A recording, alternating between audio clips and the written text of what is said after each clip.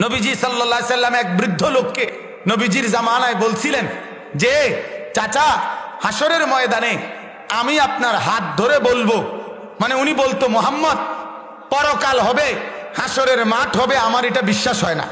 তো নবীজি বলছে চাচা আমি আপনার হাত ধরে হাসরের ময়দানে বলবো, আপনাকে মনে করাই দেব যে এই যে হাসরের মাঠ হইল নিসান। আমি জান আপনার ওয়াদা দিলাম। হযরত ওমর রাদিয়াল্লাহু তাআলা নূর জামানায় রোম আর পারস্য বিজয়ের পরে ওই বৃদ্ধ লোক আল্লাহর রাসূলের সাহাবী ওমর ওনার কাছে আয়েশা বলছে ওমর ওই লোক হযরত ওমরের কাছে আয়েশা বলছে ওমর আমাকে কালেমা পড়াইয়া মুসলমান বানান। তো হযরত ওমর বললেন কেন চাচা আজ এতদিন পরে কালেমা পড়বেন? তো চাচা মুরব্বী বলতেছে মোহাম্মদ আমারে দুইটা কথা কইছিল।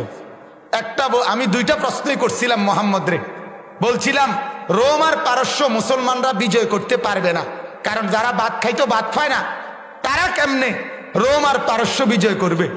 হ্যাঁ, আর হাসরের মাঠ হবে না।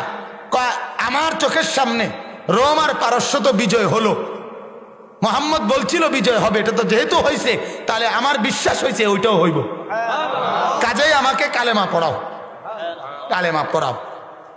তখন হযরত ওমর কালেমা পড়াইয়া বলছিল চাচা আল্লাহর কসম আমি সেদিনই জানতাম আপনি মৃত্যুর আগে কালেমা পড়বেনই, কালেমা না পড়ে আপনি মরতেন না, এটা আমার তখনই ইয়াকিন ছিল।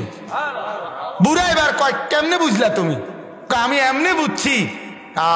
হযরত ওমর বলেন আল্লাহর নবী আপনার মনে আসেনি চাচা, আপনারে বলছিল চাচা আমি আপনার হাত ধরে বলবো, হাসরের মাঠে হাত ধরে মনে করাই দিমু এইটা হাসরের মাঠ।